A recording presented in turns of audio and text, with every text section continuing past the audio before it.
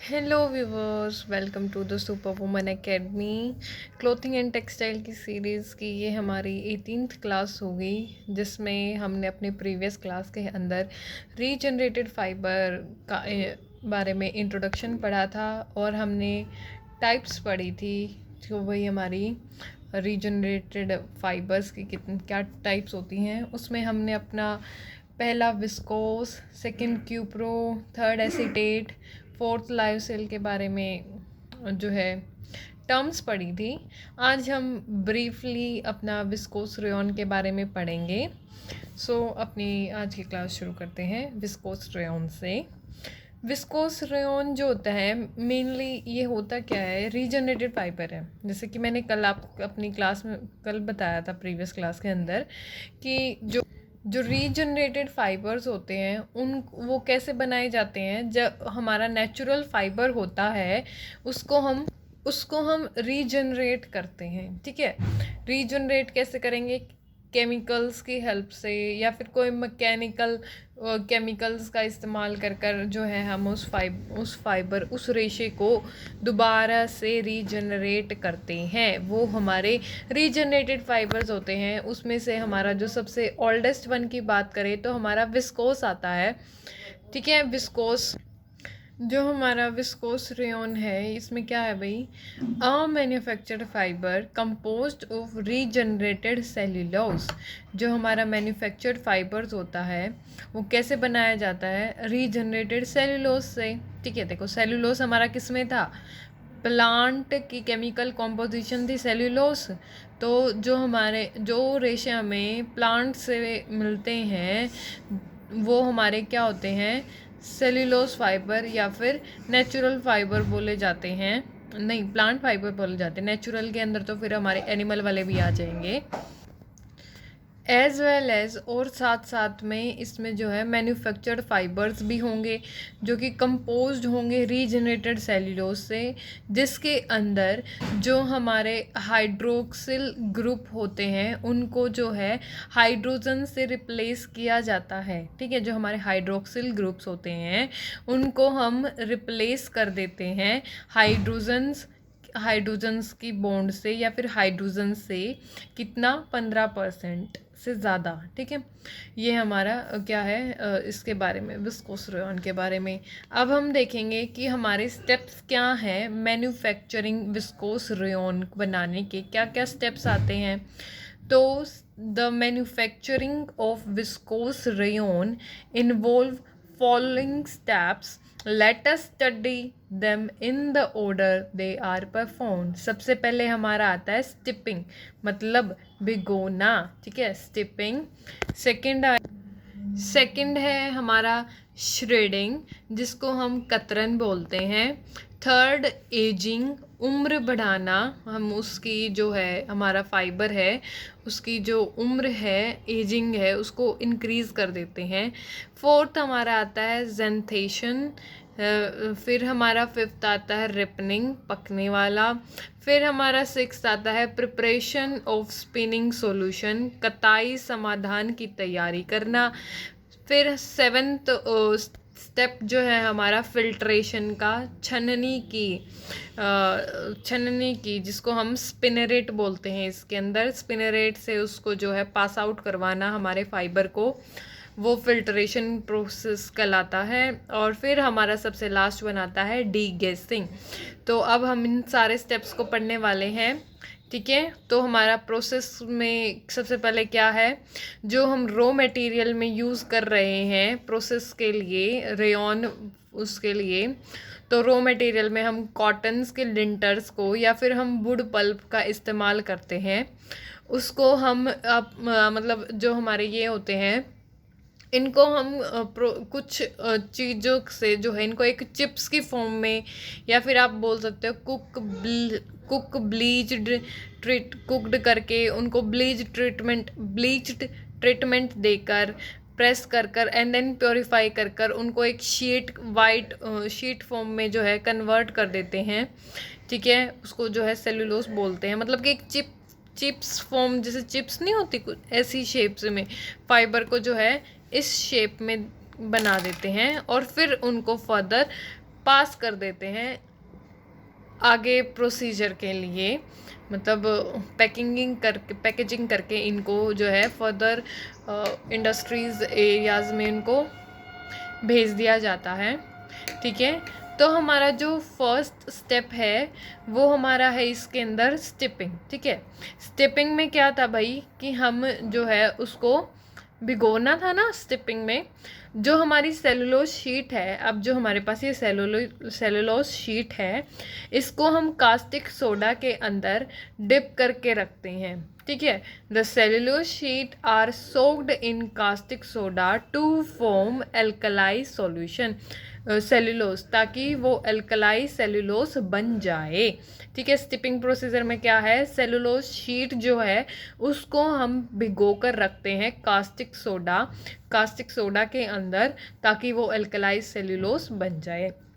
फिर श्रीडिंग आती है। देखो, आपने एक श्रीडिंग मशीन देखी है ना, श्रीडिंग वो पेपर श्रीडिंग मशीन होती है, उसमें हम पेपर डालते हैं तो पेपर के कति मतलब बिल्कुल टुकड़े टुकड़े होकर आते हैं, तो वैसे ही ये श्रीडिंग मशीन होती है। ठीक है, श्रीडिंग मशीन में हम अपना जो हमारी ये अब एल्कलाई सॉल्यूशन सेलुलोस आ गया ना, अब हमारे पास एल्कलाई सेलुलोस आ गया, मतलब इसको हम एल्कलाई शीट भी बोल सकते हैं। तो अब हम इस जो हमारी ये एल्कलाई शीट है इसको उस श्रीडिंग मशीन में डालेंगे, जिससे वो क्या है श्रेड होएगी और जो फाइबर है वो फूल जाएगा, एक फ्लपी टेक्सचर का आ जाएगा, एक शीट की ना रह के वो थोड़ा फूला फूला सा दिखाई देने लगेगा। ठीक है, तो श्रीडिंग क्या है, the alkali sheets are then converted in light fluffy mass with the help of a machine। ठीक है, फिर श्रेडिंग के बाद हम क्या करेंगे, अब जो हमारा वो फ्लपी सेलुलोस हमारे पास आया उसमें हम क्या करेंगे, अब हम एजिंग करेंगे। एजिंग के अंदर क्या होता है, सेलुलोस क्रम्स, अब जो वो टुकड़े हैं, are made aged for 2 to 3 days under controlled humidity and temperature. अब जब वो हमारे सेलुलोज क्रम्स हैं उनको 2 या 3 दिन तक कंट्रोल्ड मतलब एनवायरनमेंट में एक प्रॉपर ह्यूमिडिटी के अंदर, टेम्परेचर के अंदर उनको रखा जाता है, ताकि उनकी एजिंग हो जाए, उनकी उम्र मतलब जो उनकी एज होगी वो इंक्रीज हो जाए। ठीक है, ये एजिंग प्रोसेस हमारा। ठीक है, cellulose crumbs are made aged for 2 to 3 days under control humidity and temperature. फिर हमारा उसके बाद जो स्टेप आता है ज़ेंथेशन। बेसिकली सेंथेशन के अंदर क्या होता है कि जो हमारे पास वो जो सेलुलोज के क्रम्स थे, या फिर हम बोल सकते हैं सेलुलोज जो अब शीट वो फ्लफी शीट थी, वो क्या करती, उसको क्या करते हैं हम एल्कलाई सॉल्यूशन से ट्रीट करते हैं। उसमें हम जो है उसे जो है कार्बन डाइसल्फाइड से ट्रीट करते हैं, जिससे जो वो सेलुलोस होता है वो ज़ेंथेट में बदल जाता है। लेकिन अभी भी जो उसकी मतलब फिज़िकल फॉर्म जो होती है वो फ्लफीनेस वाली ही होती है। ठीक है, तो अब हम इसको पढ़ेंगे क्या है ये। पहला तो हमने उसको एल्कलाई ट्रीटमेंट दिया है, दूसरा हमारा सेंथेशन होता है जिसमें हम उसको जो है कार्बन डाइसल्फाइड, ये भी एक तरीके का केमिकल ही है ना, उससे हम उसको ट्रीट करेंगे। So carbon disulphide solution which is in the light orange shade is added to the crumbs which are transformed into cellulose xanthate still in crumb form। जो कि मैंने अभी आपको बताया कि जो हमारी वो एल्कलाई वाली नहीं, एल्कलाई देखो पहले हमारे पास शीट थी, शीट से फिर वो एल्कलाई शीट बनी, फिर उसको हमने जब श्रेडिंग में करा वो फ्लपी में होगी तो वो फ्लपी सेलुलोज हो गया। फिर उसको हमने उसकी एजिंग की है, एजिंग में भी हम उसको क्या बोलेंगे, फ्लपी सेलुलोज क्रम्स बोलेंगे, क्योंकि श्रेडिंग में वो जो है टुकड़ों में टूट चुकी थी। फिर यहाँ पर सेंथेशन वाले स्टेप के अंदर जो है उसको हम दोबारा से केमिकल ट्रीटमेंट देंगे सेलुलोज क्रम्स को, फ्लफ़ी क्रम्स को, उनको जो है हम कार्बन डाइसल्फाइड के कार्बन डाइसल्फाइड के सेट में उसको डिप करेंगे, जिससे वह सेल्यूलोज जेंथेट में बदल जाता है, लेकिन अभी भी वह फ्लफी होता है। ठीक है, इसमें जो ये डाइसल्फाइड बॉन्ड है, वो सॉरी कार्बन डाइसल्फाइड जो है वो हमारे हर एक मॉलिक्यूल्स जो हमारे पास ये थी फ्लफी क्रम्स थी सेलुलोज की, वो उनके हर एक मॉलिक्यूल से जाकर जो ये डाइसल्फाइड सॉल्यूशन है वो जुड़ जाता है, जिससे वो किस फॉर्म में आ जाता है, जेंथेट फॉर्म में आ जाता है। सेल्यूलोज से वो जेंथेट में कन्वर्ट हो जाता है। ठीक है, रिपनिंग में क्या है, द जेंथेट ग्रुप आर रीडिस्ट्रीब्यूटेड, इसमें हमारा जेंथेट एक एक मॉलिक्यूल से जाकर इंटरेक्ट करना शुरू कर देता है। ठीक है, फिर हमारा नेक्स्ट स्टेप आता है प्रिपरेशन ऑफ स्पिनिंग सॉल्यूशन। अब हम स्पिनिंग सॉल्यूशन की प्रिपरेशन करते हैं। इसके अंदर जो हमारे पास अब जेंथेट क्रम्स हैं उनको डिज़ोल्व किया जाता है वीक सॉल्यूशन में, और वो कौन सा सॉल्यूशन है, वही caustic soda, and transformed into a thick viscose solution. अब जो हमारे पास इसको हम अपने जेंथेट क्रम्स को जो है डिज़ोल्व करेंगे वीक सॉल्यूशन में, अब वो क्या है भाई, वो ट्रांसफॉर्म हो जाती है एक थिक विस्कोस सॉल्यूशन में, जिसमें हम रिजेंबलिंग जो मतलब हनी का कलर और कंसिस्टेंसी होती है ना, इस फॉर्म में हमारा जो है विस्कोस सॉल्यूशन हमें मिल जाता है। इस तरीके का थिक होता है, किस तरीके का, हनी के कलर जैसा, और जो हनी की कंसिस्टेंसी होती है ना वैसी ही हमारी विस्कोस सॉल्यूशन की हो जाती है। ये था हमारा preparation of spinning solution. Next step आता है, अब स्टेप आ रहा है हमारा फिल्ट्रेशन एंड डीगैसिंग। अब हम क्या करेंगे, फिल्टर करेंगे जो हमारे पास अब जो थिक विस्कोस सॉल्यूशन आया है उसको हम बेसिकली क्या करते हैं, स्पिनरेट में से पास आउट करवाएंगे, जिससे वो क्या है एक फिलामेंट की फॉर्म में आ जाएगा, फिलामेंट फाइबर की फॉर्म में, क्योंकि अभी वो जो है कैसी कंसिस्टेंसी है उसकी, हनी की तरह कंसिस्टेंसी है, एक तरीके के थिक लिक्विड फॉर्म में है, लेकिन हमें उसको फाइबर की फॉर्म में लेके आना पड़ेगा, फिलामेंट फाइबर बनाना है ना। तो फिल्टरेशन एंड डीगैसिंग करेंगे, जिसमें क्या होता है, जो हमारा विस्कोस सॉल्यूशन होता है, इस viscose solution is aged, filtered and vacuum treated to remove water bubbles. क्या है, जो हमारा अब ये जो हमारे पास विस्कोस सॉल्यूशन है इसको हम दोबारा से एज्ड करेंगे, फिर दोबारा से हम उसको फिल्टर्ड करेंगे, देन वैक्यूम ट्रीटमेंट देंगे, ताकि उसके अंदर जो हमारे पास सॉल्यूशन है उसमें जो थोड़े बहुत बबल्स वगैरह रह गए होंगे वो कम्प्लीटली ख़त्म हो जाए हमारे उस सॉल्यूशन के अंदर में से।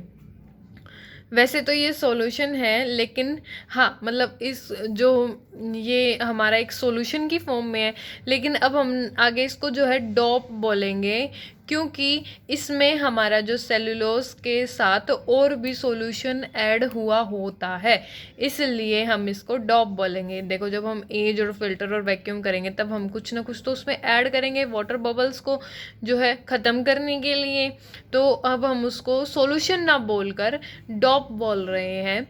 The dope is forced through the holes of a spinneret. देखो स्पिनरेट क्या है, छलनी, मैंने बताया था ना फिल्ट्रेशन में हम क्या करेंगे, छलनी से पास आउट करवाएंगे एक स्पिनरेट, एक तरीके ऐसे देखो इस जैसे इसमें दिखा रखा है, ये छलनी टाइप से होती है, उसमें से होल होते हैं, बहुत बारीक होल होते हैं, इनमें से हमारे सॉल्यूशन को पास आउट करवाया जाता है, और ये ऐसे फिर हमें ना जो रेशे के टाइप में, फाइबर के टाइप में मिलते हैं। ठीक है, क्या है, the dope is forced through the holes of a spinneret into an acid bath where in it gets coagulated in a linear filament form.